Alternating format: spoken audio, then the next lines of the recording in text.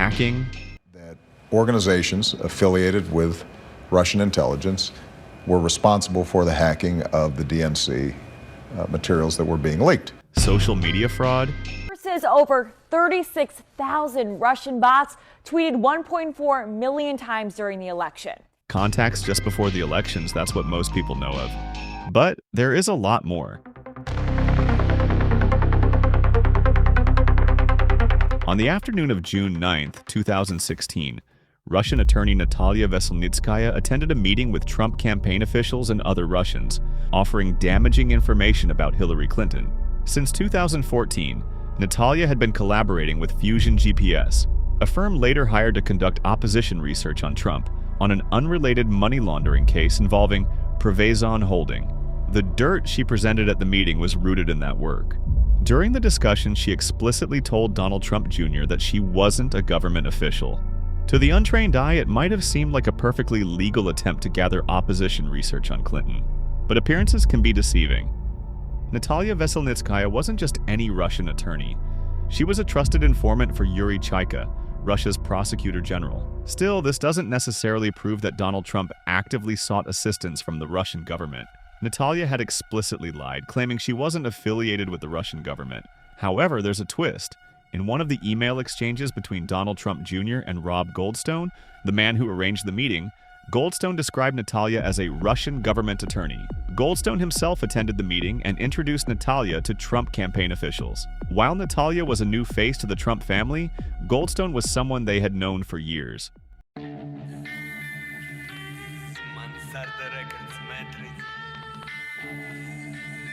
Rob Goldstone is a music producer and publicist who met Donald Trump in 2013 at the Miss Universe pageant in Moscow. Goldstone had been a publicist for Emin Agalarov's music, who performed at the pageant. Emin and his father, Aris Agalarov, previously met Trump in 2012 at the Miss Universe pageant in LA. During this meeting, Aris proposed to Trump, who owned the Miss Universe pageant, that he host the next edition at Aris's Crocus City Concert Hall in Moscow, paying around $7 million for the opportunity. In 2013, when Trump was in Moscow attending the pageant, he engaged in discussions with Agalarov about Trump Tower Moscow, as Agalarov had been a real estate mogul in Russia for over 3 decades and had connections at the highest levels. Aris even suggested a meeting with his top connection, which excited Trump greatly. However, the meetup never occurred as the King of the Netherlands made a last-minute visit to Russia, and the connection had to address that. The connection was none other than Vladimir Putin. Trump and the Agalarovs remained friends afterward when Emin Agalarov told Rob Goldstone that his father had spoken to the prosecutor general of Russia and they might have some dirt on Hillary. Just a friend helping another friend out. None of this suggests that Trump is a Russian agent. He simply might have sought help from a friend who had connections in Russia and could assist him. However, what is difficult to understand is why a man named Irakli Kavaladze, who laundered a small amount of $1.4 billion into the United States in the 90s, was present at that Trump Tower meeting. Irakli claimed he was there as a translator, but Natalia had already brought another translator with her. Furthermore, Irakli had been a longtime US-based associate of Aris Agalarov's real estate firm, the Crocus Group. Thus, he was likely there to represent the Agalarovs, which is quite odd since the Agalarovs enlisted Rob to assist Trump, but ultimately placed their own proxy in the meeting alongside Rob. However, even more peculiar was the presence of a Russian counterintelligence officer, Rinat Akhmetsyan, at the meeting. Rinat had previously served in the Soviet Army and was accused of actively promoting Russian interests through lobbying in the United States. This was the Russian side present in that 2016 meeting, and if you think that was interesting, the real Pandora's box lies on the Trump officials' side. The people representing Trump at the meeting were Donald Trump Jr., Jared Kushner, Trump's son-in-law, and Paul Manafort. Now, Paul Manafort is a special one. He was the campaign manager of Donald Trump's presidential campaign in 2016 and was an advisor to previous presidential campaigns of Gerald Ford, Ronald Reagan, George H.W. Bush, and Bob Dole. But that is the least interesting part about Manafort. Manafort had registered as a foreign agent and often lobbied on behalf of foreign leaders such as former dictator of the Philippines Ferdinand Marcos, former dictator of Zaire Mobutu Sese Seko, and Angolan guerrilla leader Jonas Savimbi. him be. Still nothing too shady, right? So back in 2003, Russian oligarch Oleg Deripaska contacted Manafort to lobby the State Department to waive his visa ban, primarily to solicit otherwise unavailable institutional purchasers for shares in his company, Russiagate. After working for Deripaska for over a year, Manafort was introduced to Akhmetov, the richest man in Ukraine, and by all means, one of the most powerful ones. Manafort helped Akhmetov to wither the political crisis in Ukraine during the Orange Revolution. Akhmetov then introduced Manafort to Yanukovych, whose political party, the Party of Regions, Akhmetov contributed to. Manafort worked as an advisor on Yanukovych's Ukrainian presidential campaign from December 2004 until the February 2010 Ukrainian presidential election. Yanukovych won,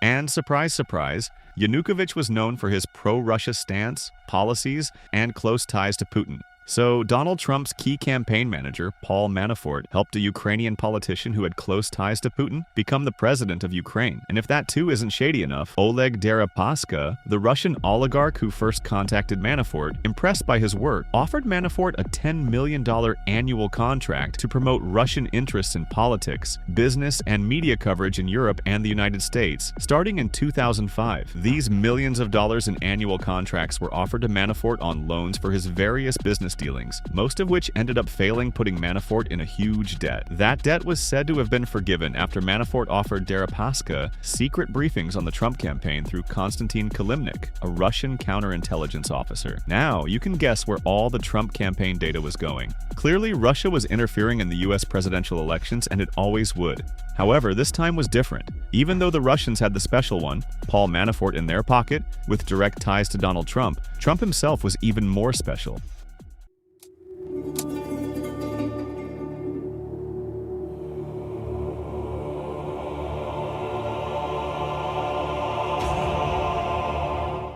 Half a century ago in 1975 New York, a young Donald Trump, eager to make a name for himself, took on what was then the biggest project of his life, renovating the Commodore Hotel in collaboration with Hyatt. As part of the project, he purchased over 100 television sets from an electronics store owned by Semyon Sam Kislin, a Ukrainian immigrant from the then Soviet Union. Fast forward to 2019. The newly elected president of Ukraine, Vladimir Zelensky, was on an official visit to the U.S. While in New York for the 74th UN General Assembly, he met with several world leaders, including Donald Trump. But those weren't the only meetings on Zelensky's agenda. He also attended 2 other meetings in New York City, both organized by none other than Semyon Kislin. Kislin did not become an honorary citizen of New York, organizing meetings for the Ukrainian president for nothing. He donated money to Rudy Giuliani, former New York City mayor and Donald Trump advisor. Kislin was the one who suggested Trump and Rudy to look into Hunter Biden's wrongdoings in a Ukrainian gas company and connected Trump to high-profile people in Ukraine.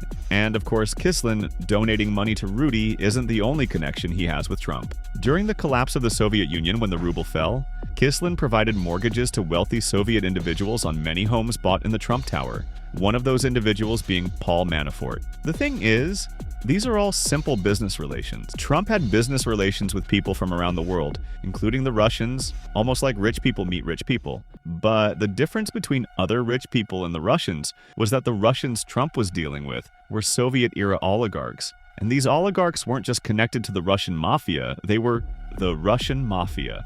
Sam Kislin, who connected Trump to Ukrainians, had made his fortune by laundering money through his trading firm for his connections in the Soviet Union. Connections like Mikhail Chernoy, a reputed mobster from Uzbekistan.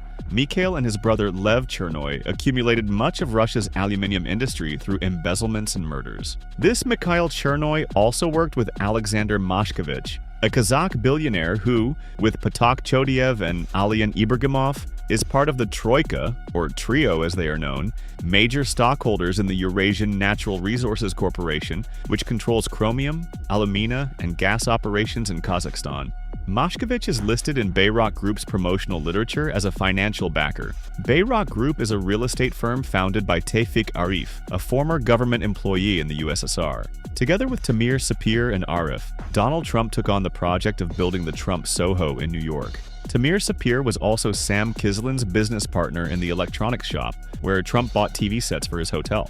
Now, so what do you think? Did Kislin have a hand in Sapir's connection to Trump, or is it just a coincidence that Trump ended up working with both Kislin and his business partner Tamir Sapir separately?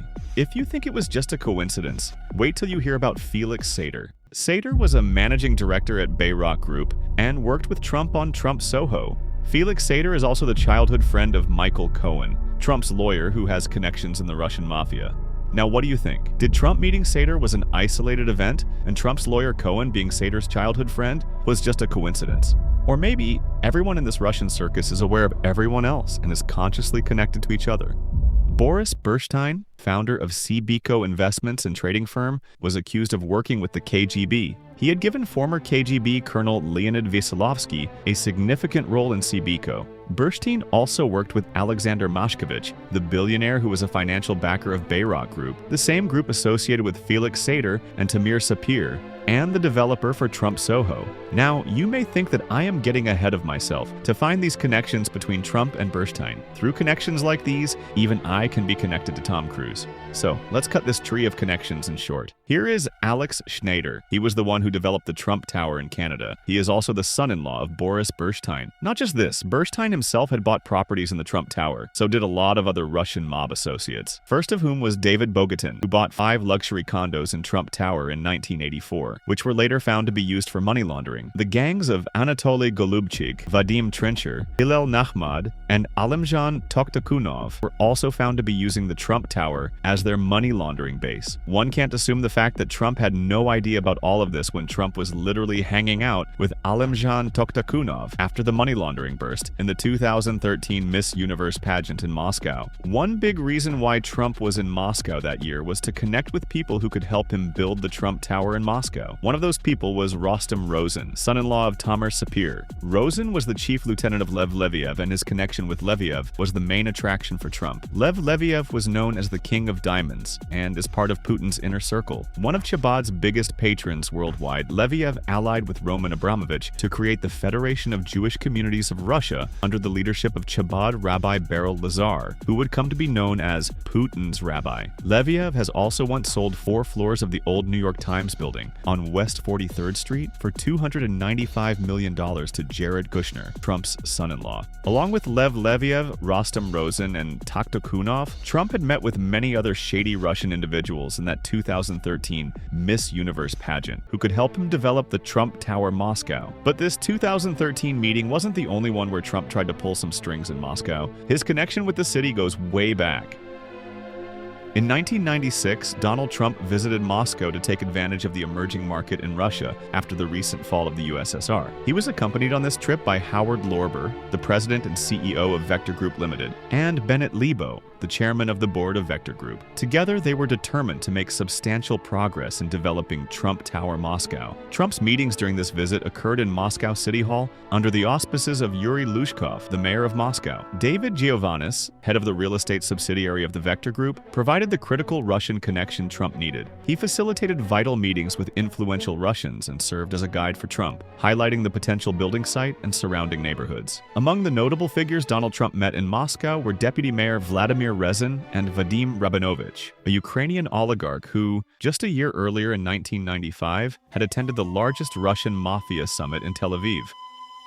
Vadim Rabinovich, besides being an oligarch, also spent 7 years in prison for embezzlement. He was a chief lieutenant to the Don who was awarded a significant stake in the company Rosukrenergo during the 1995 Russian Mafia summit. This Don was also known as the Brainy Don, or the boss of all the bosses. His name was Semyon Mogilevich.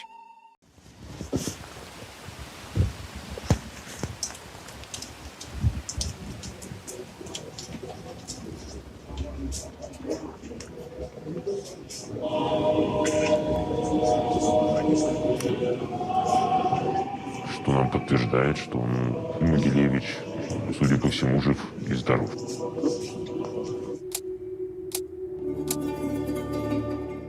A close associate of Putin and Sergei Mikhailov, the leader of the most dangerous criminal gang in all of Russia, Solntsevskaya Bratva. Molyevich has been the single biggest connection in all of the Russian Mafia, and the man behind the laundering of billions of dollars for various mob bosses. Drug trafficking, illegal weapons trade, fraud real estate, nuclear materials trafficking, prostitution, controlling entire industries in Eastern Europe and Central Asia through the means of corruption and embezzlement, and much, much more. Jacob Bogatin, the brother of David Bogatin, who had bought apartments in the Trump Tower, used to work for Mogilevich. Eric Sidorchuk, lawyer of Bogatin, who represented him during the YBM Magnex scandal, also represented Trump when a wine bar argued that the president's ownership of the International Hotel in D.C. constituted an unfair competitive advantage. Now, one might assume that I am again getting ahead of myself, trying to form a tree of connections. So, apart from the obvious fact that a don like Mogilevich wouldn't let one of his team lawyers work for someone else without having control over the said someone,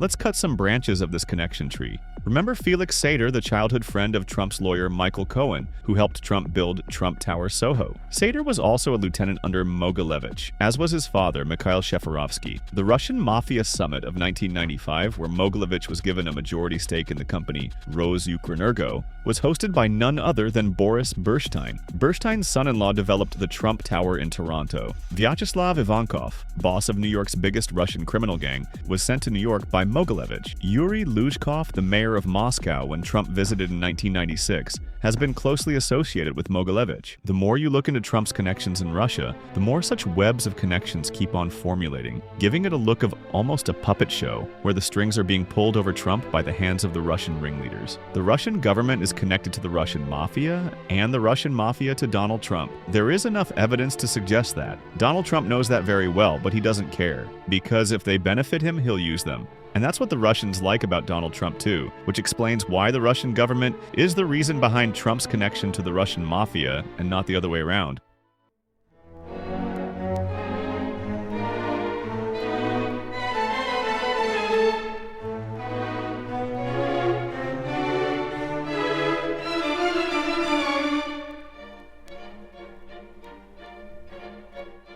A witness who provided written testimony to the U.S. Senate Intelligence Committee during its investigation into Russian interference in the 2016 election, claimed that Giovannis, the man who showed around Trump the potential sites for Trump Tower Moscow in 1996, might have some compromising material from that visit. Now, if you are unable to figure out what I mean by compromising material, Emin Aglarov, during Trump's 2013 visit to Moscow, offered to send women to Trump's hotel room, but Trump's bodyguard Keith Schiller refused to let them in. Keith wasn't there with Trump back in 1996. Giovannis also worked with Oleg Deripaska, the oligarch whom Paul Manafort was sending Trump's campaign information to. It's not like the Russians just happen to be connected to each other, but it is a carefully woven net that has been set up to catch Donald Trump. Because Trump has always been a target man, Donald Trump was always going to be the president of the USA because he was the chosen one.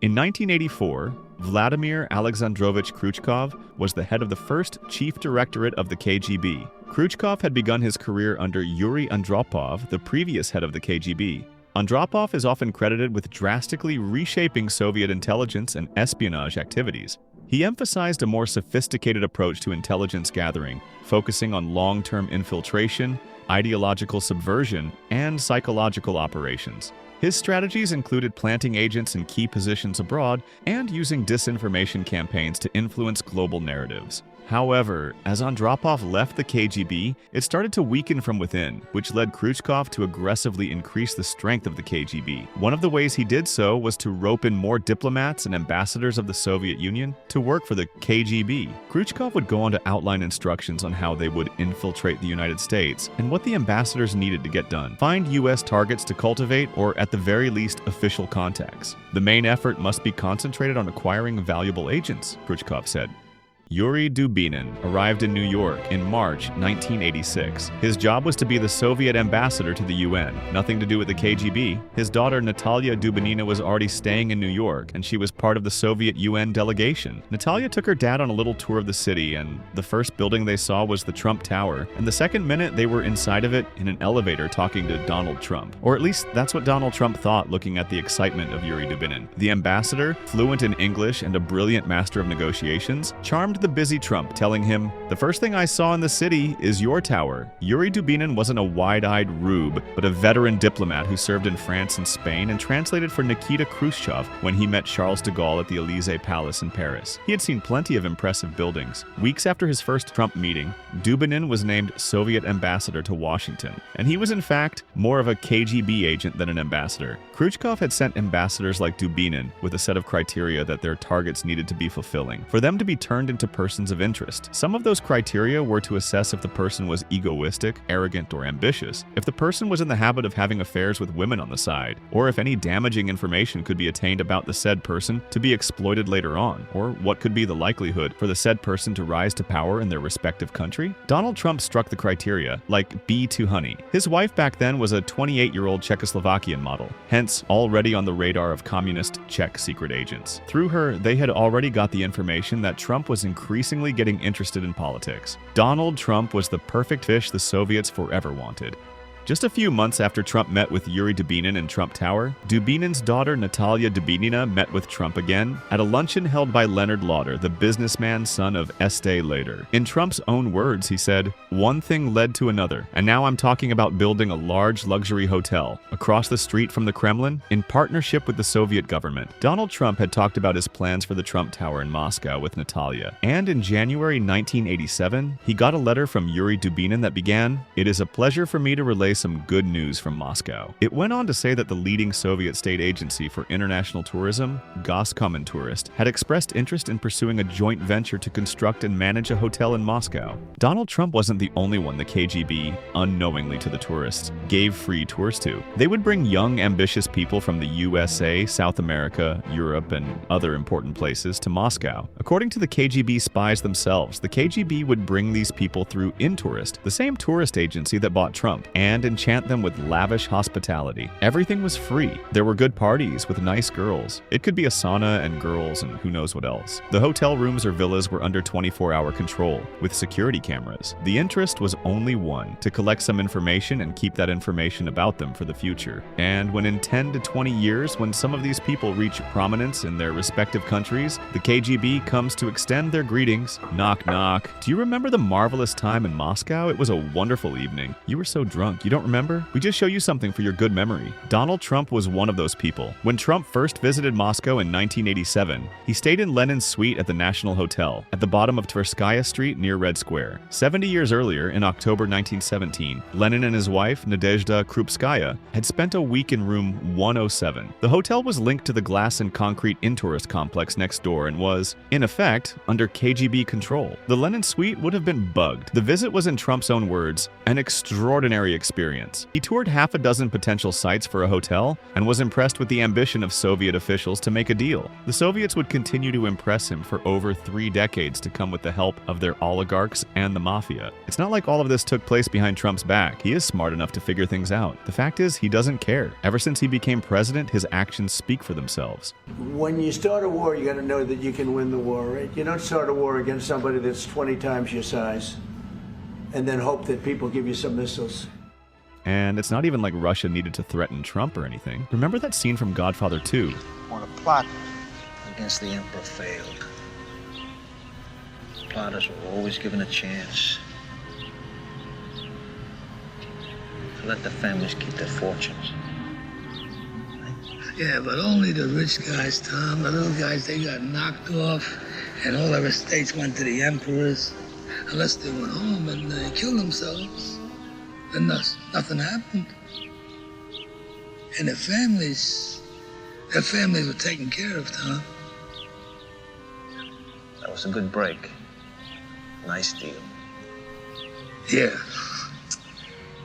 They went home and sat in a hot bath, opened up their veins, and bled to death. And sometimes they had a little party before they did it.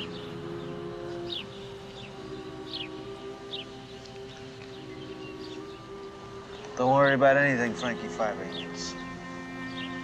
Thanks, Tom. Thanks.